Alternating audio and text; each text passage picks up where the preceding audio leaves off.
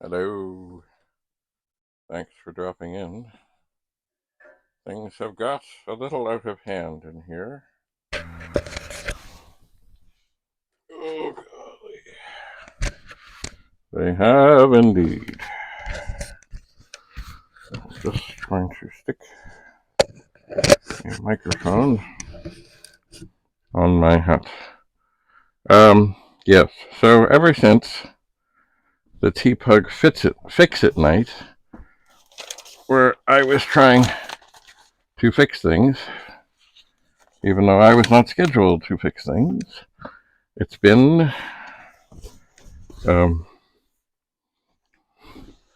yeah. I quickly brought a whole bunch of stuff up here, and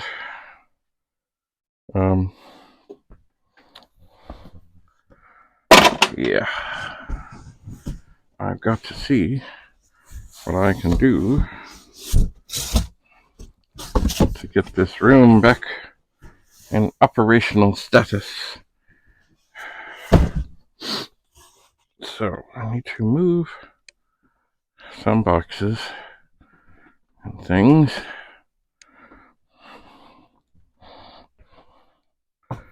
But also make sure that everything is in a secure fashion. That it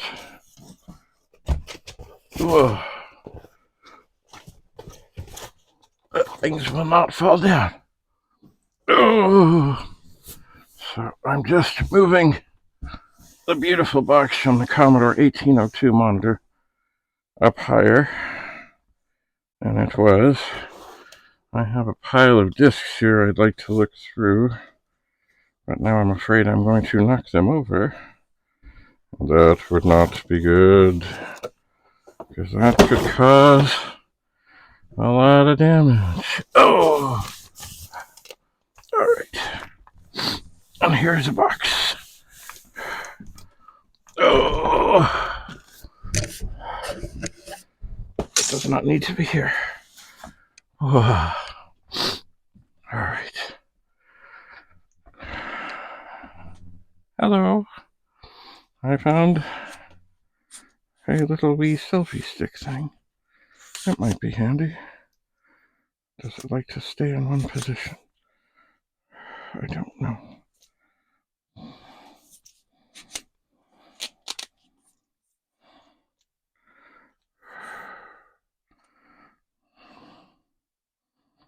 Well, we just don't know. This could be handy. I think I found all the. No, that's still not. Why? It wants to slide down upon itself. Oh well. I will set that here. Alright, so I think now I have a spot. Hello. Where I can stack things. I think I do.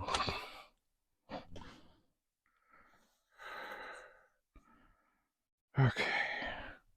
Mostly what I have here to stack are 1541s that I looked at but did not resolve, and they're in their boxes.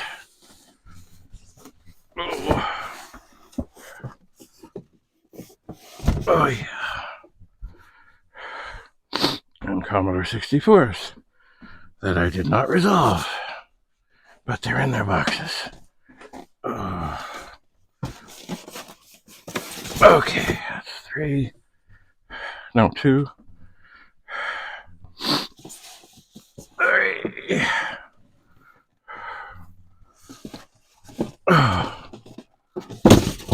Okay, that's good. Make sure the notes don't slip out. Alright, here is a Commodore 64.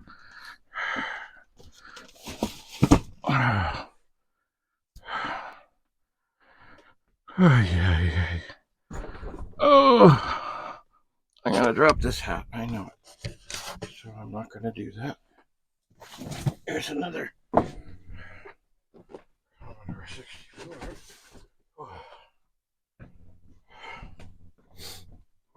Oh. Okay. Now I think, oh no. Yeah. This is a Commodore 128 in the box. Okay. Oops. Don't knock down the discs. What is this? Oh, another 64. Out of the way.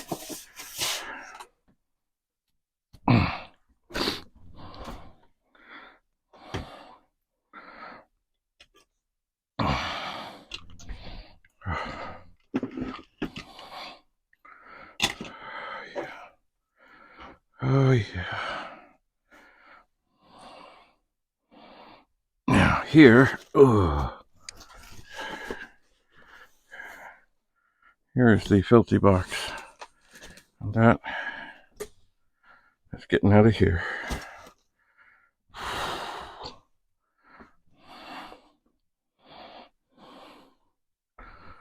Okay. I think maybe, I can sit down. Okay. All right. So as I look around here, I'm a little overwhelmed. Now, there's a screw from a 64. I have a little plate over here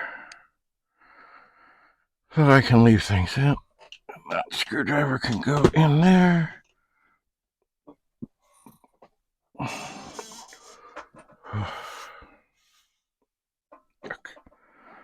And here,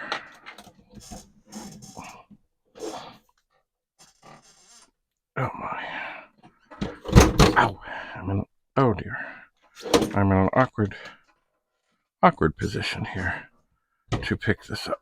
What is it? And is it marked? Oh, I love that. It's not marked. Now, I did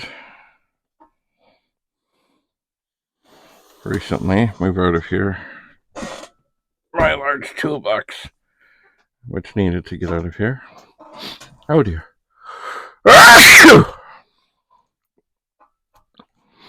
And it did need to get out of here. Oh no.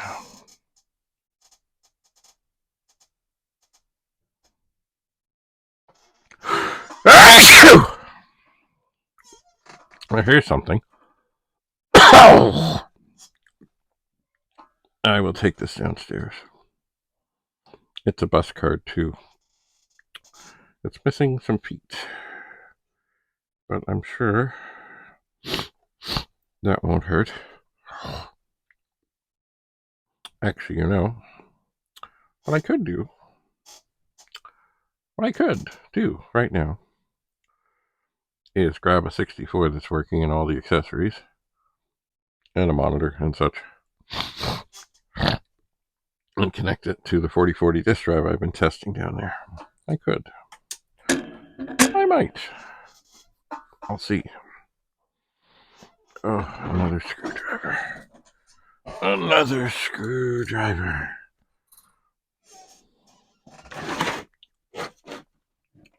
That 128 box is sort of disintegrating before my very eyes. Here is a brand new box of discs.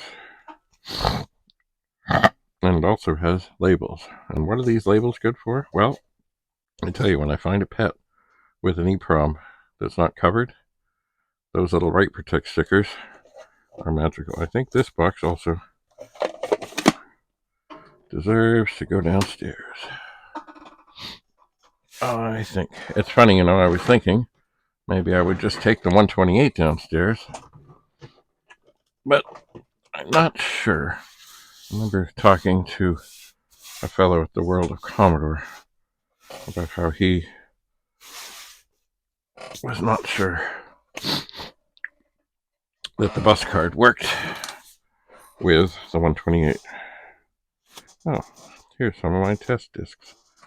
I'm going to leave them here. Okay. Oh,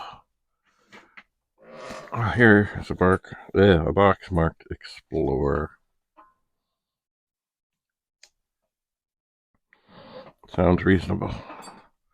I'll stick it on the shelf here. Oh. That was easy. Oh, yeah. Oh.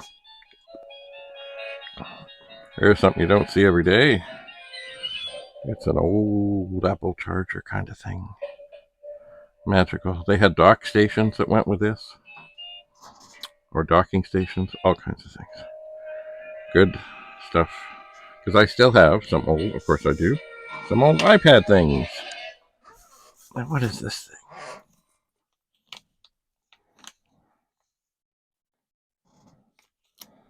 Well, I know what it is. I just don't know why it's here. It's a thing. It's like an electrical connector for a car. Oh, maybe I do know. Maybe I do. I had a thing here that was, it gave you more than one cigarette lighter output thing. Even, if you didn't smoke, it didn't matter. Maybe this came from it. Maybe. Oh, I'll just, you know what, as I don't know what to do with it, I'll toss it in the basket of things to be tested. I shall. And then there's this thing. Oh, man. All kinds of things in here. Ooh. Look. It's the nameplate from a Commodore 64. Lovely shape. I should turn it into a pin. And, oh, some keys. Big 20 keys, I believe.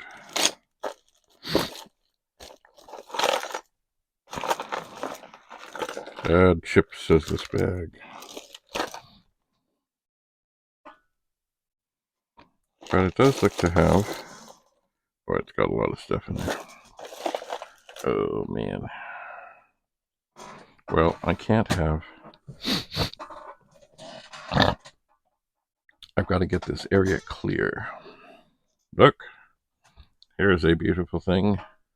It's a Commodore 64 power supply that's been snipped. Maybe I should take it also downstairs. Oh, for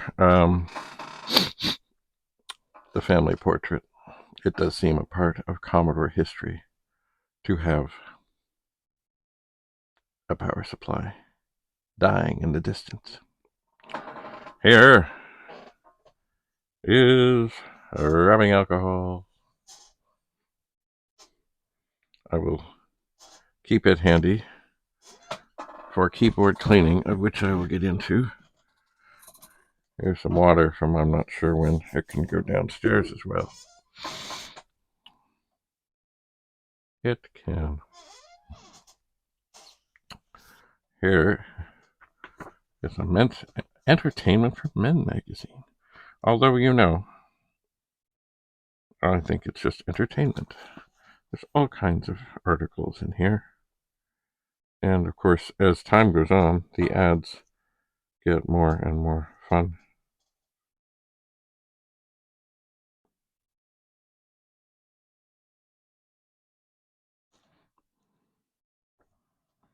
And somewhere, I bet you, I've got a hunt, but I bet you way back in the 70s, late 70s, there's probably an article,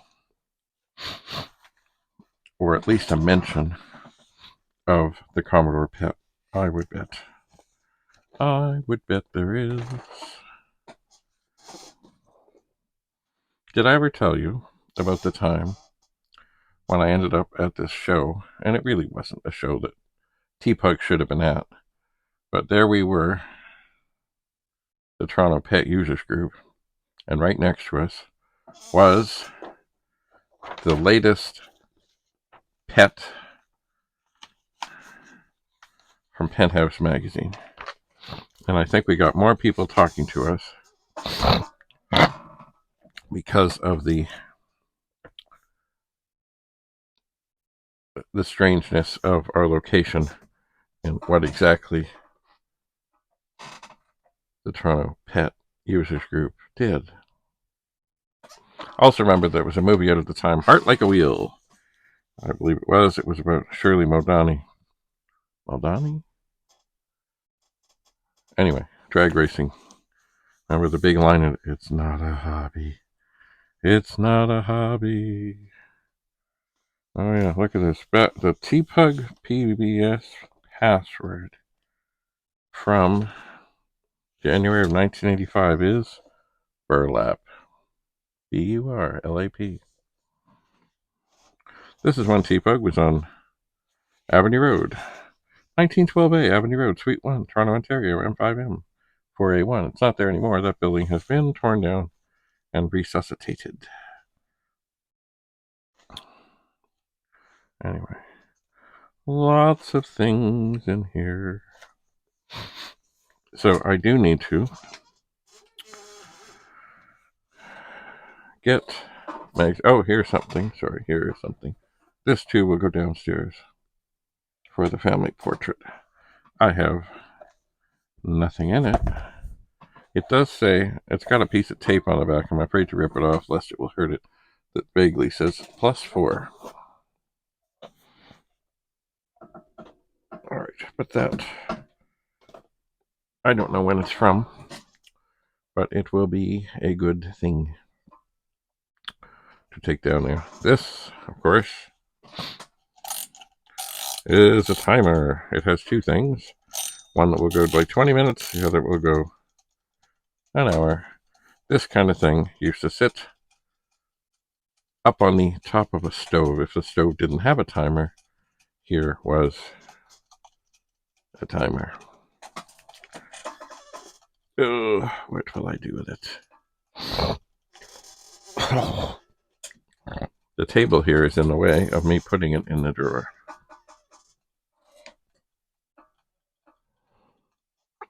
I am sensing that I need to start a miscellaneous box.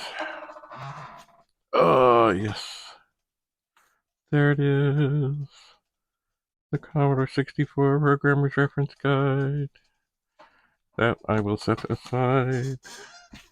It's lovely, handy, useful. Uh-huh. These are lovely things. They are reading glasses from Dollarama, which is a store in Canada, I think. I'm not sure if they're $1.25 or $1.50. And in terms of magnification, I don't know what they're rated at, but they're pretty good. I think I will take these downstairs. I originally got them for gaming, but it may be that they're better for soldering, and soldering is what I'm doing downstairs. Here's some other reading glasses. I have some down there. I have some up here. I think I'm going to take more of them down there for the moment. And what do we have here? Well, it's a Commodore 64 board. What does it say? Plug all sockets. It seems okay. Test further. Of course, what have I done? I've stolen the PLA chip out of it. So I guess that needs more testing. Oh, what's this here? Is this? Nope, not plug. Oh, wait a second. Maybe. Ah, things are lighting up. Wait for it.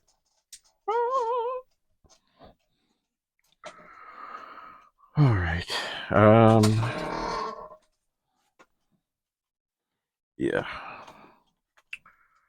Yeah. Maybe I'll just slide that down here. Oh no, it looks like something else is already slid. Okay, I can do that. Ow. Just keep the note on there. And what is this? Oh, this is an older adult entertainment magazine from March of 1976, just before, I guess, the pet was in production. But, or not production, but certainly getting there. Certainly getting there. So, of course, these people who are in this are now, let me think here. Let's see. That is not what I was. Usually they have a.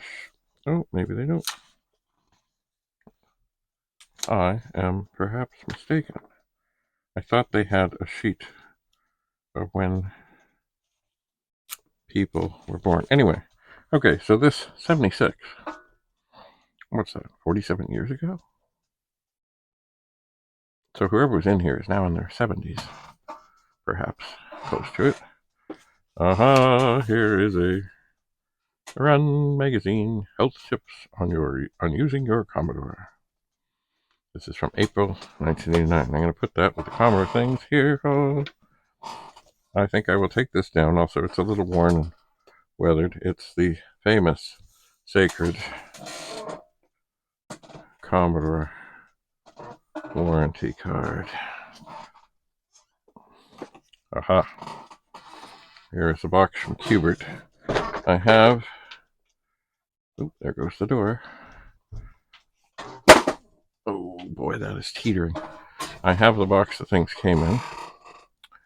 I do. Now, I've got more discs here. More discs. And I think these are ones that I set aside for good reason, including why should you clean your diskette drive heads, which I actually did run through a test. I did. Oh, what is this? Oh, it's the instructions for Qbert, which is the box I just tossed away. All right. I think I need to make a pile of discs over there. Qbert, I will put with its box. Oh, look. Part of a Commodore 64. This is the cover on a later, not the latest, but a medium-aged board for the video. Yeah. Which probably I took off something. I'll stick it in the box of things to be tested. Now here, oh, look, it's more discs. Oh, including on here, supposedly Qbert. All right, discs can go there. Wait a second. I'm sure I've already seen this.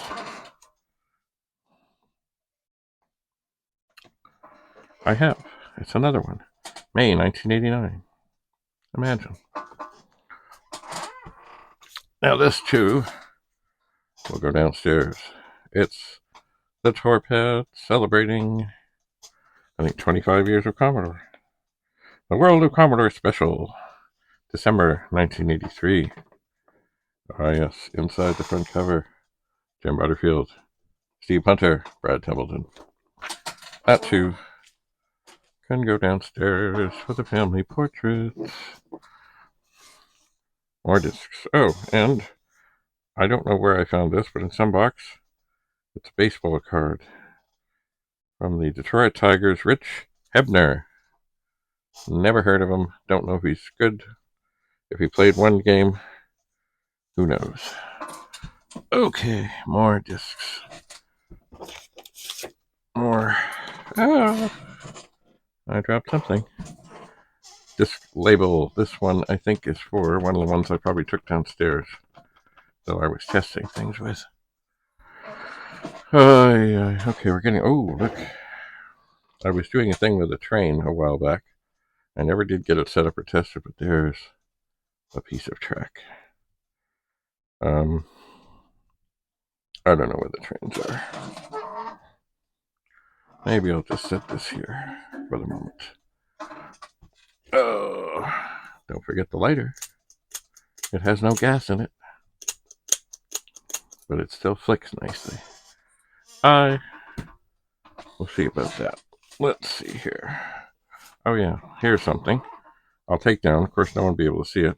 It's a letter from October of 1991 to Jim Butterfield. How did I get it? I don't know.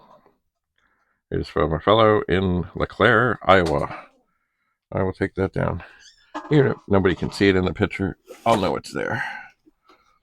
Aha. Tooth invaders. Oh, I would imagine I need to test this. So I will put it in the box to be tested. Actually, the whole box to be tested is massively overdone. And I'm going to need to move it because down here by my feet is the last pet. It's got to go downstairs. Here is a picture from an article. This is a tragic mess. The death of a small town ER. And the quick story of this is there was a little ER, or emergency department, that was run by emergency doctors in the town of Minden. And it was in conjunction with a hospital in a place called Halliburton. And out of the blue, with no consultation, no anything, they just said, oh, in 6 weeks we're closing. Well, this stirred up trouble, big trouble. And so eventually it did close. Now, guess what? So the community had 168 hours a week, which is 7 days a week, 24 hours a day, of emergency room doctors in case something happened. And this is predominantly, like I said, it's a mid-northern community with lots of elderly people and things happen. Anyway, it was not a hospital. It was an emergency department. And oftentimes they could get them there, get them stable, and get them sort of taken care of, sent somewhere. Now, did people die there? Yeah, sure. People came in. But still, oh, that doesn't need to be on. There were emergency doctors there. One of them was the son of two brothers who first started this thing like 30 years ago. Anyway, just out of the blue. Screw you, you're closed. And now the emergency services at the other place are overwhelmed, and it is not staffed by emergency doctors. It is staffed by family doctors who are doing their little emergency rotation, which I'm sure they're all good. Doctors are good. They all do this in their practice. But an emergency room doctor is a rare and valuable commodity. Anyway, I hear they're overloaded. But as planned, they've now said, oh, we're going to get a CT scanner for this little hospital in Halliburton. And, I mean, the main issue is here, it's travel time. Like, when you're having a stroke, time is of the essence. When you're having a heart attack, time is of the essence. When you're bleeding out, time is of the essence. And there's a shortage of ambulances now, it's a mess. But there they are saying, oh, yeah, look at that. You're going to get a CT scan thing. So after you've arrived and you die, we can see why. Anyway, back to my point. They had coverage, full 24 hours a day, 7 days a week, emergency room doctors. Now, as this great olive branch, they're opening in the space of the former emergency department a urgent care clinic, which will be open for, I think it was a total of 12 hours a week. So if you're going to get sick or hurt, you need to plan your injury, accident, life-altering experience for the weekend in between 10 and 5, 10 and 4, 10 and whatever. I'm not. Anyway, I will save this. I will. So this desk is getting clearer. Oh, look. Oh, I don't know if I can get this out of here safely. Maybe I can. Maybe. Oh no. The bus cart is trying to jump down. Oh, there's too much stuff here. But here is my favorite joystick. Yes.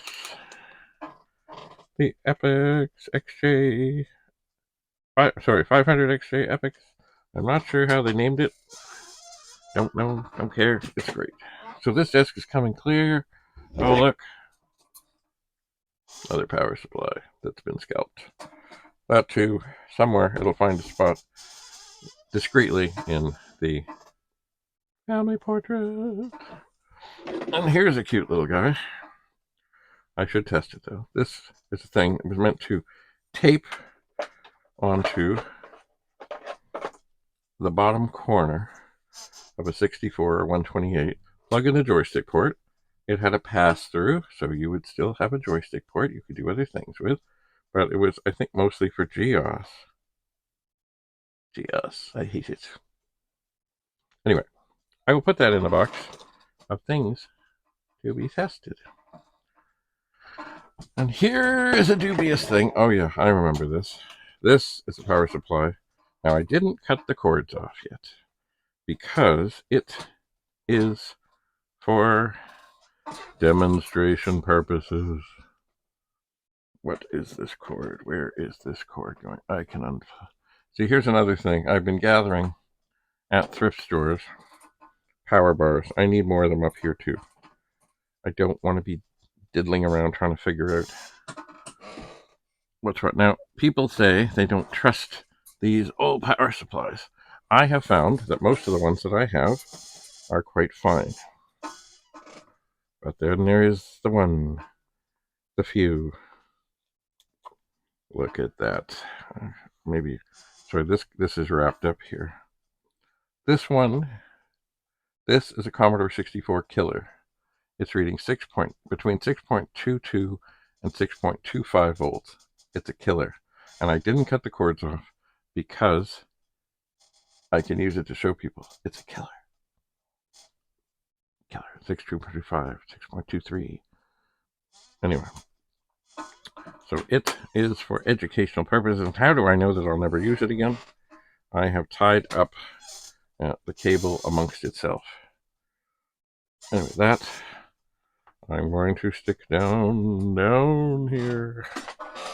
I suppose. Well, I know what that means. I will mark it so no one else is going to do anything here. Oh, look. It's a Sharpie. Very good for marking things. So this desk right here is actually getting quite clean. Now, the other thing I have downstairs, I have this amazing older flat screen television set that I got from a fellow named Steve Gray. And it is magical in that it has all kinds of inputs. No HDMI, but that doesn't matter. It's for older stuff. That is good. Ugh. Here is a disk drive. Is it marked? It's not. I know it works though. I need to mark things. And then what do we have here? Oh, it's another entertainment magazine from 1977 of all things. I was 12. And the more you look,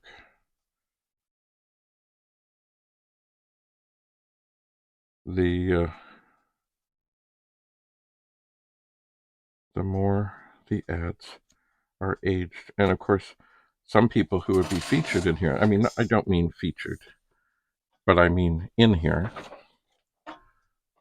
who are celebrities and other such things, some of them have died. Let me find the, who is the interview?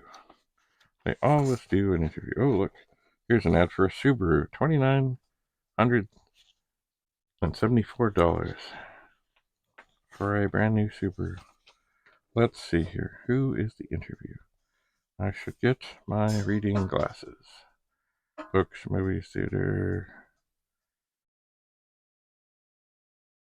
Gary Gilmore. A chilling talk with, oh, Is that who? 69. Let's check page 69. Oh, yeah. A series of conversations ending on the eve of his execution with the Utah killer who renewed the capital punishment debate by demanding his right to die. Huh. I have not read this. Anyway, usually this is like celebrity stuff, and usually they have like 3 pictures there. Maybe that's not the one I'm looking for. Maybe not.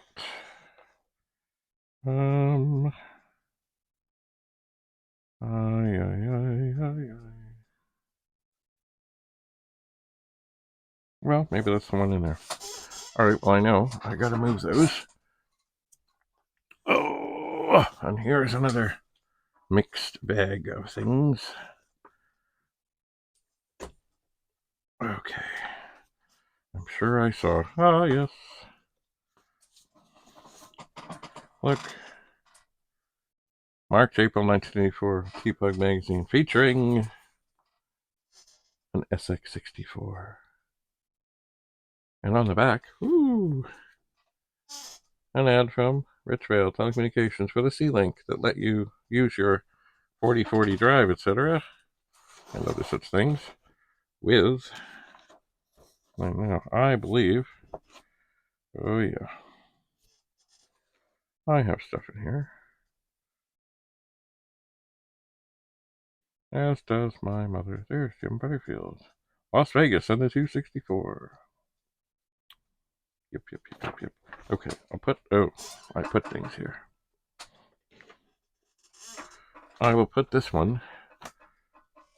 Here is a picture of a disc, and it's funny if you don't know what this is like things from a light, like a ceiling light. They had those ones that covered up fluorescent tube things, and they put them together, and it was by a very talented photographer dude who was part of TPUG, or he did stuff for TPUG.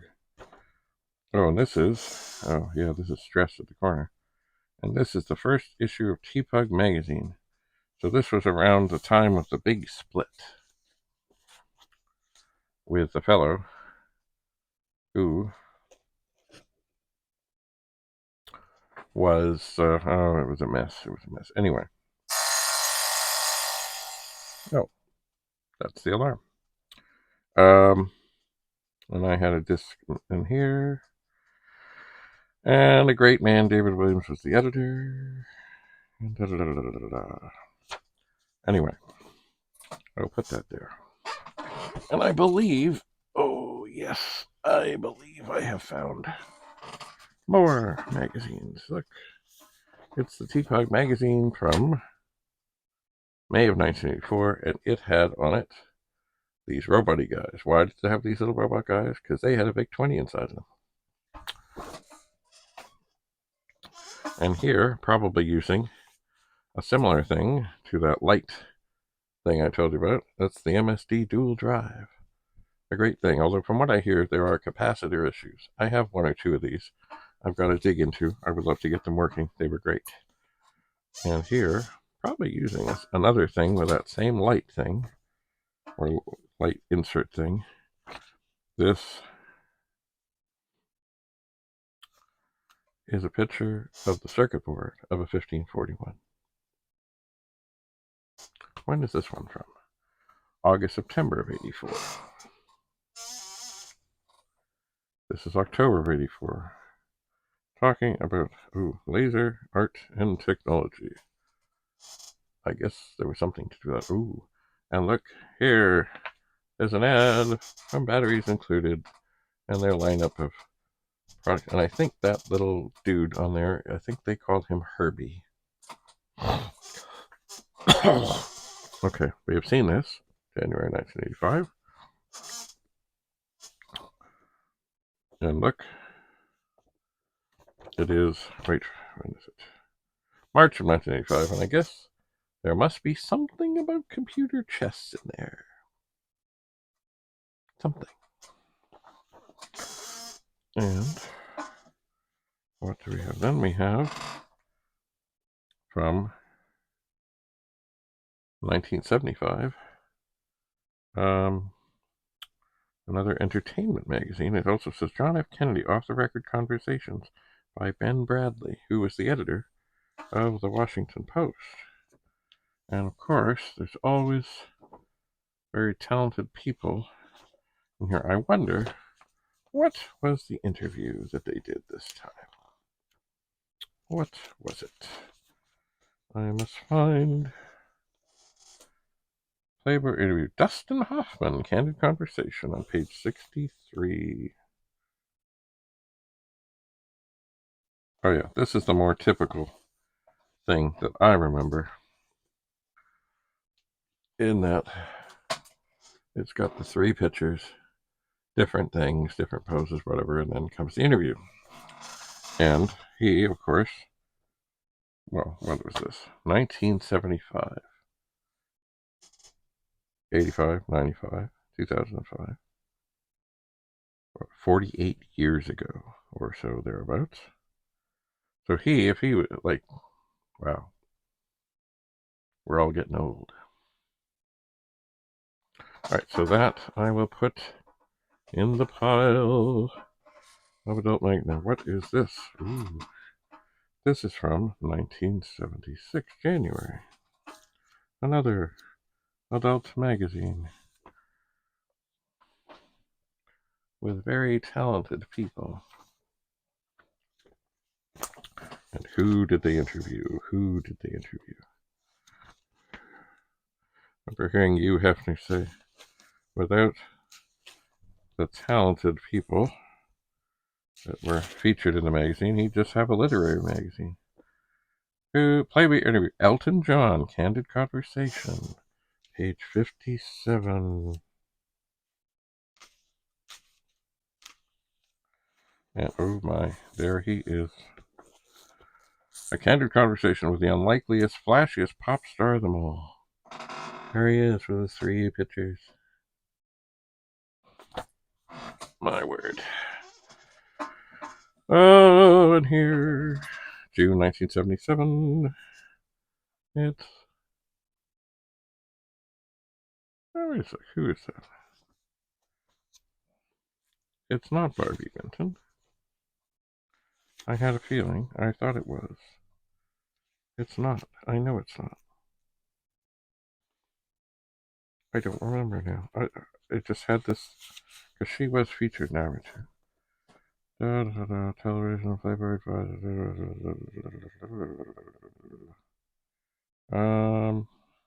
Playmate of the Year, 146. Who is she?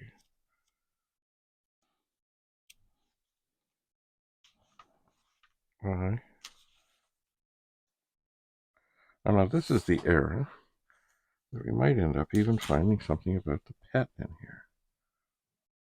There's a thing about grifts. Alright, who is this? Playmate of the Year.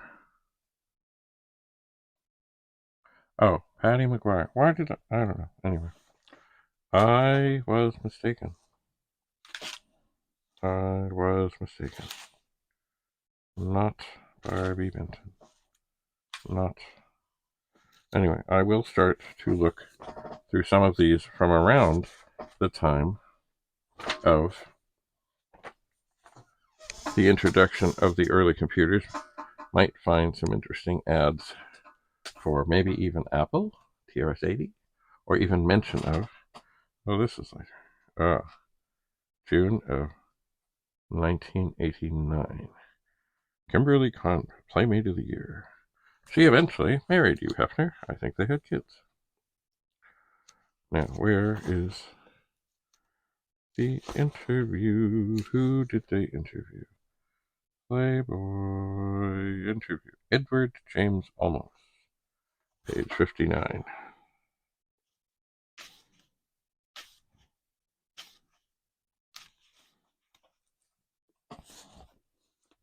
Oh yeah, and of course, he was like, and of course, here are the three pictures. All the same, but yet different. Cool, I like that. Good format. Beautiful, magical. And this is, of course, when they stopped having the staple in the middle of this part of the magazine. They did. Ugh. Or I don't know when they started, but anyway, they are. There is no staple. Aha. This one we have seen. September of 1987.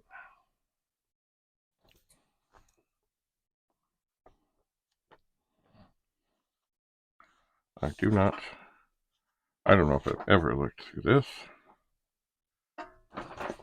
Anyway. Oh, so now, okay, they do have the Playmate data sheet in here. So this lady was born in 66. So she's now approaching like 57. Now, who was the interview? John Scully, page 51.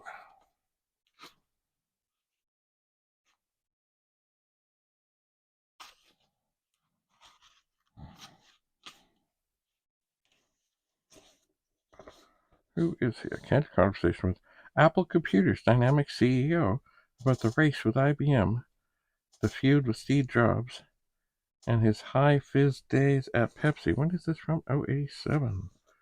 I don't remember this guy. Okay, maybe we should read this sometime. There he is. Yes, maybe we should. September 87. Oh my. There's lots more here. Anyway, I've got to get all these put somewhere else so I can move. I think, oh my, here. Oh, the fun car. Here is the 25th special 25th anniversary issue. It is massive. It's 410 pages. That's like a phone book in some towns. It is. And I do remember the name of the featured. Her name was Candy Loving. Maybe that's her real name. Oh, beautiful. And here, it's the interview. Marlon Brando. With 3 pictures. Anyway, I will continue to stack these up here. What do we got? December 82. February 1976. Oh, wait. There's Barbie Benton. She was involved with Hugh Hefner for some years, and then finally said, well, that's enough of that, because he was committed to the, she was the #1 girl. Oh, look. 2 the same. What's this? 1988.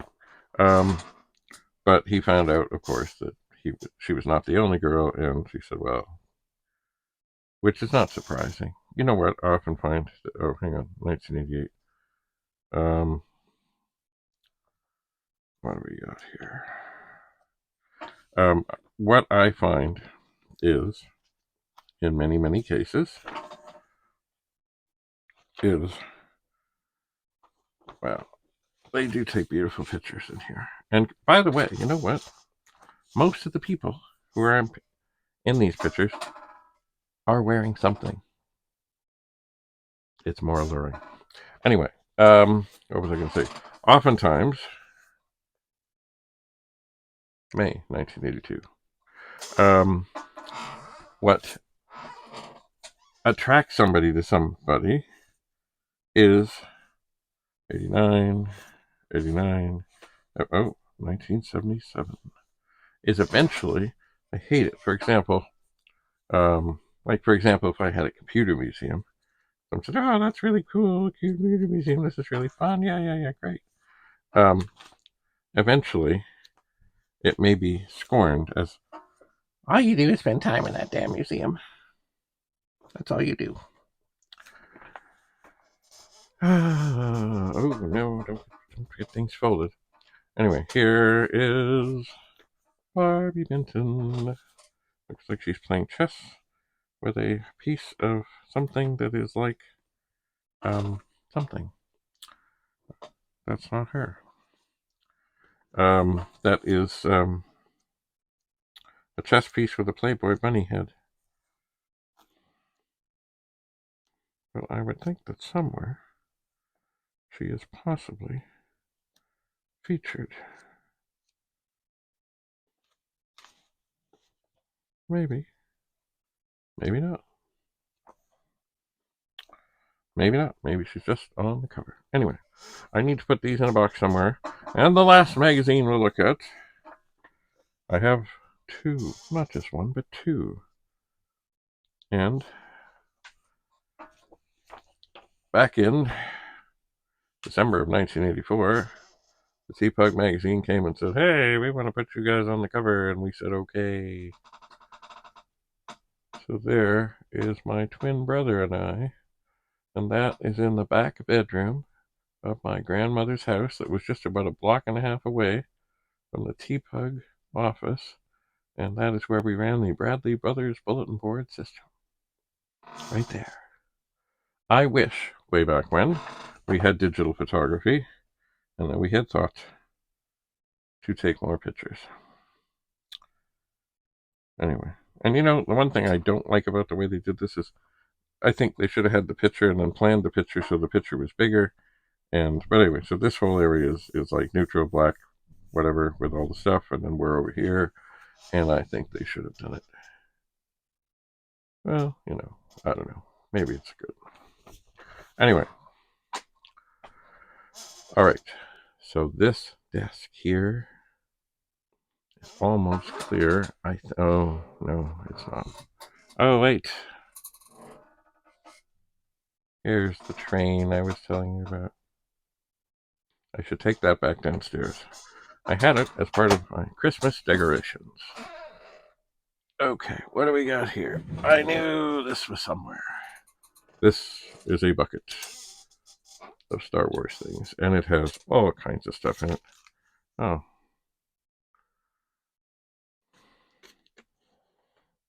All kinds of stuff. Tape, tools, things. Wait for it. I should put this on my keys just for fun. It is a little broken down the side. It's an old dongle used by the program The Manager. And it was officially part of the Commodore product line. But it went on the cassette port. I don't know if you can see this, but the end here is broken. But maybe I should. Well, certainly it's going to go downstairs for the picture. Yes, it is part of Commodore history. It is. All right, I think I'm going to put that bucket here.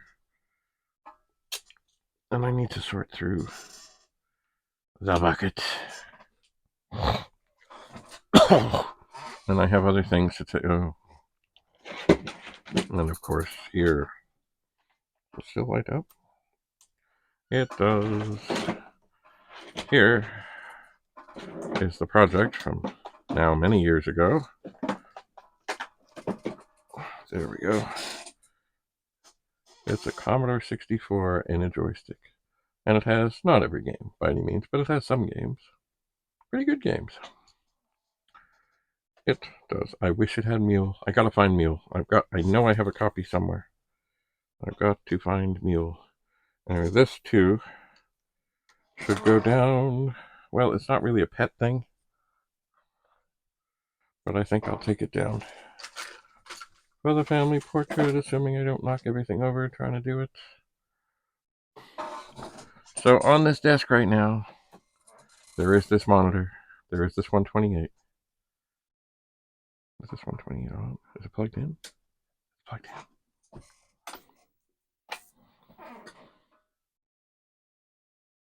Ah, the 128 lives. this is the one of the ones I found in the garage. Should give it a little wipe with a magic eraser. And there is Commodore 64 mode. Magical. Anyway, so I have this other TV that I envision being right there with all its input, so I can test things like RF modulators and other things. And I need to bring it there. So I need to figure out what's going to be here, what's going to be there, what's what. And I'm not sure that this monitor will stay. These monitors are, I mean, they're okay. They're just not the best thing to shoot stuff off of for you to be able to see what's going on. And that one over there, I think, is better. And this one over here will be better. So we'll see. We shall see. Anyway, I have made some progress in here. I need to make much more. I think, I see a very strained cord here. Oh, it's for this light. What I need to do is, I've got this sort of, it's a thing from Nob Hill Farms, which was like, it's like a basket, kind of like a laundry basket. It's got all the things I need to test. I need to separate things and probably have two things and have them under the table here that I know what they are and I can test them. But also, because looking down there, there's a pet. I need to get it. And it may be that the things I've been doing in the pet world lately, I may be able to help it. I suspect it is a RAM problem, probably a screen RAM problem. But I'm not sure. But I need to get it down there for the family portrait. All right, so 128 off, monitor off, monitor off. It's got a little bit of a wonky switch. Turn off the power bar, which means the light will go away. And I have made progress. I'm not done, because I do want to be able to come up here and go through more of the 64s, VIC-20s, Commodore 128s, monitors, things, and stuff. I do. And as you may have noticed over the years, my work area has a way of getting full. So I'm going to try again not to let that happen. And maybe it will work. And maybe it won't. But I will try. So also, I will, of course, start to sell things. I know I keep saying this, but I will. Actually, if you watch some of the recent videos, there was a silver label 64 that was quite wonderful, quite gorgeous, quite magnificent, that I really didn't plan on selling. I didn't really want to sell, but there was this person who was really, really, really, really persuasive. And anyway, I know it's gone to a really good home. So, what else? Anyway, there's more stuff to do here, especially this test thing. I need to figure out a better way, and I need to, I think, stack up more. I see another Commodore 64 box. Some of it, the empty boxes may end up in the family portrait, but this table is now almost cleared off. Not quite. There is still, oh, here, my word, a very tangled, so tangled I can't even lift it. Maybe I can lift it. Commodore 64 power supply, which I believe is unplugged. It should be unplugged. I don't even know where the cords go. That's one. And it, I'm sure, because it's here, and because it's not been cut off, I'm sure it's fine. But I will, of course, before I plug any 64 power supply into any 64, I will test it again and again and again. Anyway, this too Actually, you know what I should do is maybe get a disc sticker, and on the bottom of such power supplies, I should write what it is, what it did, etc. All right. Cables, things. I'm getting exhausted. I am. And I have places to go. People, well, not people to see, but I have places to go. So thanks for staying and hanging in here for this marathon session of tidying. If you have a room like this, that was easy. Oh, you know what it's like. So, some would call it the world of Commodore. Others, the Twilight Zone. All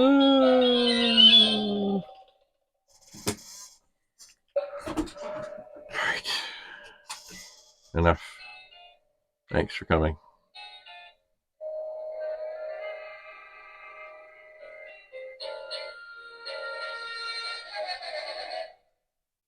Bye for now.